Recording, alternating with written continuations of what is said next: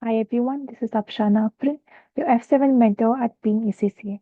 As you have already understood by the video title, this video is focusing on how you can pass your F7 paper, which is ACCA's financial reporting paper. So let's start with a very small introduction about me. I am an ACCA finalist and a rank holder in SPR, All India Rank 2 and World Rank 6. And I had a great time preparing for my F7 exam, which was my first ACCA exam in which I scored 77 out of 100. So in this video, I'll share my best strategies, tips and tricks which can help you to pass your F7 paper at the very first attempt. So the first point is that you focus on the concepts. First, start by focusing on the concepts. You're supposed to complete the chapters as soon as possible. For completion of the chapters, I used Kaplan study text, and it's okay if you use BPP or you can use the study hub also. However, it's very important that you read each and every chapter carefully, you understand the concepts, and you make your own very short notes. It does not have to be very detailed notes, just some arrows here and there, and you can make flowcharts, which is the most efficient way of studying. Make flowcharts everywhere possible because these flowcharts will help you to recall any concepts whenever you want at a very small glance. And then after each and every chapter or between the chapters, you can find some questions. These questions are basically test your understanding questions in Kaplan and as well as in BPP, and even you're supposed to solve these questions, even if you find them tough, because this builds a strong foundation for solving the future questions. The exam will not have any easier questions, so it's important that you do the tough questions so you can easily make your way out through the toughest times. Next is the study approach. Next, you're supposed to choose your study structure. You can either finish all the chapters before the question practice, or you can solve the questions alongside each and every chapter as you go. Personally, I prefer the second method since it helps to clarify the concepts immediately. However, it is recommended that you choose a approach that fits your timeline, your learning style, and the amount of time you have for your exam preparation.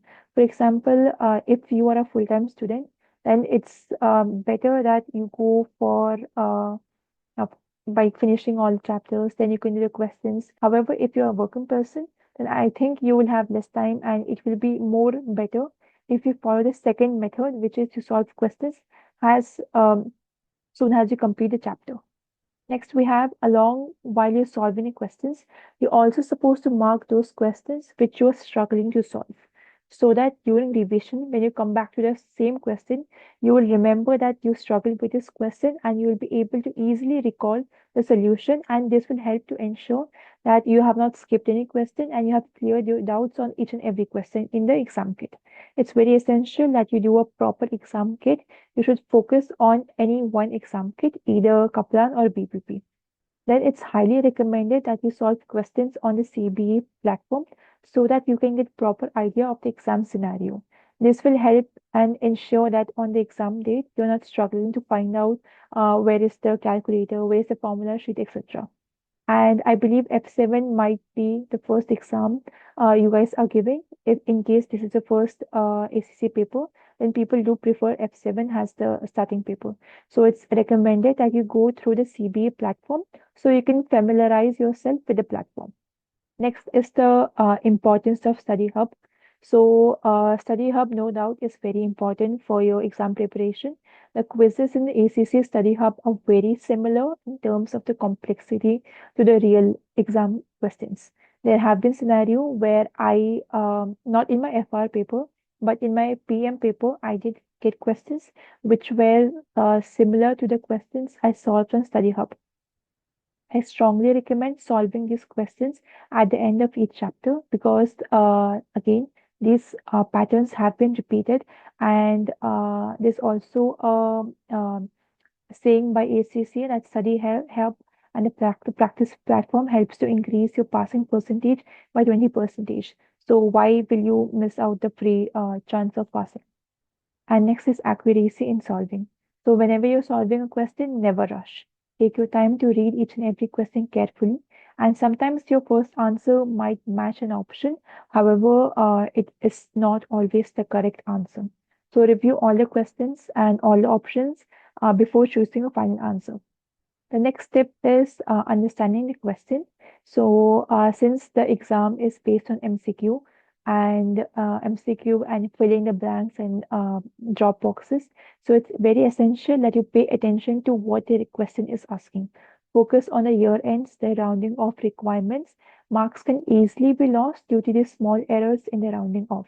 For example, if the question is asking you to round off to nearest hundreds and you fail to do so, you will lose the entire mark. So you will actually lose entire 2 marks just because you wrote an extra zero or you didn't round it off properly. So you should pay proper attention to the question requirements and do not rush with anything. Next is mock exams. It is very important that you attempt at least 2 proper exam condition based mock exams.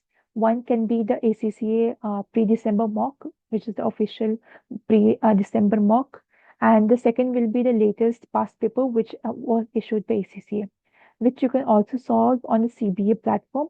And it's very important that you do these questions under proper real exam conditions, and you're supposed to get your answers evaluated, because if you're just giving an exam and just leaving your leaving your paper like that, then it's highly possible that you might not be able to understand where you can improve, where you can increase your chances of getting marks. So you are supposed to get a very nice, so you should, it's highly recommended that you get your answers evaluated and get feedback from a mentor. And we at Bean ACCA, we do provide mock evaluation with proper voice note feedback and out support. So you can definitely explore that option too. Next is time management. Throughout your preparation and in the exam, master time management. For example, you should strictly comply with the time which you have decided. For example, in FR, it is believed that per mark you can spend 1.8 minutes. So for 20-mark question, you should not take more than 36 minutes. Just remember, if you are taking more than 36 minutes for the 20-mark question, then you are losing your marks on the other question, right? Such questions are usually there in the exams to trap you to waste your time. So do not worry. The next question will be relatively easier than the one you're struggling with right now. So remember, exceed the allocated time, you are losing your chance of earning easy marks from other questions. Exceed limit should be always kept in mind, and always attempt the 100% of the paper. It's a saying that if you attempt 100% of the paper, then you will get at least 50, and we need just 50 to pass, right? So make sure you complete the paper, don't leave anything blank, and you should stick to the time limits. Finally, stay calm and seek community support if you need it. We at Beam ACCA do offer test series, mocks, and doubt solving support. So kindly connect with us if you wish to opt for this service. And if you stick with these strategies, you'll be well prepared to ace ACCA F7 financial reporting paper. And I have helped a lot of people to pass their F7 paper and their SPR paper, so you can trust me on these points. So that's it from my side. Hope you found this video informative. Thank you.